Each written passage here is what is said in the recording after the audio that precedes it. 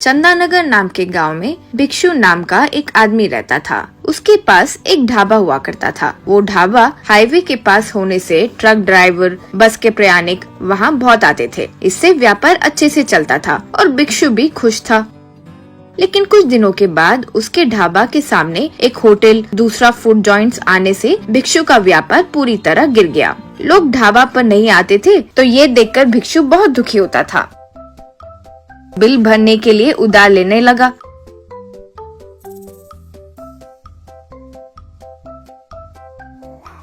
कुछ दिनों बाद उधार वाले आकर लड़ाई करने लगे। ढाबा के मालिक भी किराया नहीं भरने की वजह से झगड़ा करने लगे। उन्हें भिक्षु कुछ समझा नहीं पा रहा था।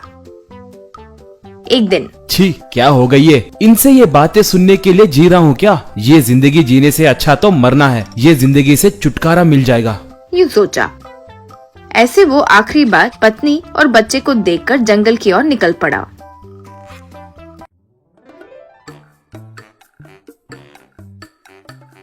वहाँ वो तालाब के करीब जा ही रहा था कि बचाओ बचाओ, यूं पुकार सुनाई दी। वो इधर उधर देखा तो उसे एक आदिवासी फंसा हुआ नजर आया। कमर तक दलदल में फंसकर धीरे धीरे अंदर जाते हुए, बचाओ, मुझे बचाओ, मेरी जान बचाओ, गलती से इसमें गिर गया। यूं भिक्षु को देखकर चिल्ला रहा था। तुरंत भिक्षु एक मोटी लकड़ी उसे दिया। वो उसे घट से पकड़ा और भिक्षु मुश्किल से उसे बाहर खींचा। तब वो, श्रीमान, मेरा नाम टुमटुम है। मैं शहर में कोई काम मिलेगा सोचकर बाहर निकला। हमारे जगह पर आजकल जीना बहुत मुश्किल है, लेकिन इतने में इस खतरे में गिर गया। बचाने के लिए धन्यवाद। वैसे आप कौन हैं? किस काम से आए हो? यूं पूछा। तब भिक्षु अपने बारे में बताकर दुखी हुआ।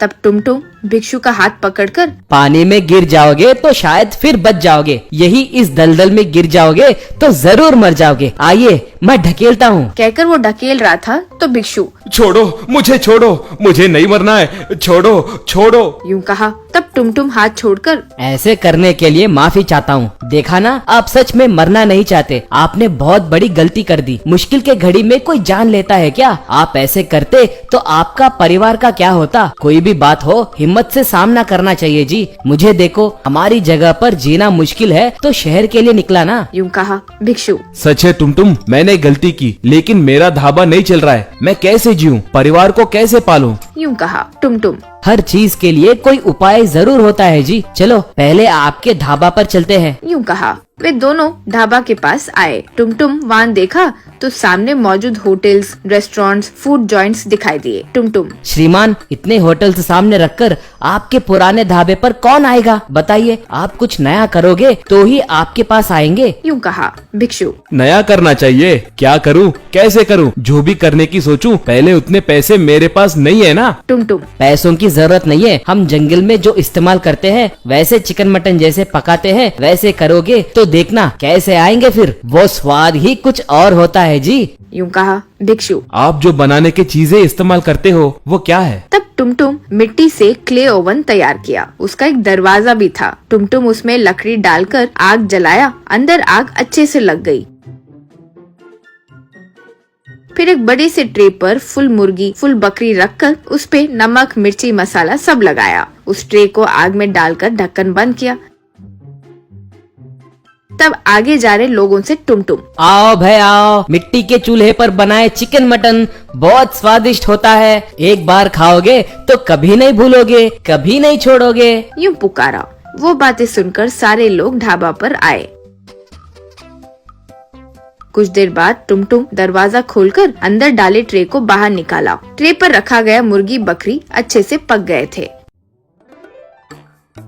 टुमटुम उनके टुकड़े करके प्लेट में रखकर आने वाले लोगों को दिया। वो खाने वाले लोगों को स्वाद बहुत पसंद आया। इससे भिक्षु बहुत खुश हुआ। भिक्षु, टुमटुम, तुम सच में बहुत होशियार हो। तुम मेरे पास ही रहो। तुम्हें महीने में तनख्वाह के साथ साथ लाभ का कुछ भाग भी दूंगा। यूं कहा। तब टुमटुम खुशी से हाँ कहा।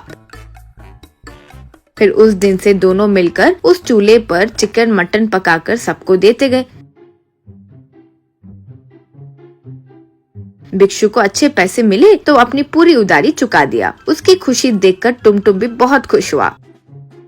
टुमटुम, हेलो दोस्तों, कहानी कैसी लगी? अगर आपको अच्छी लगी तो लाइक दबाकर शेयर कीजिए।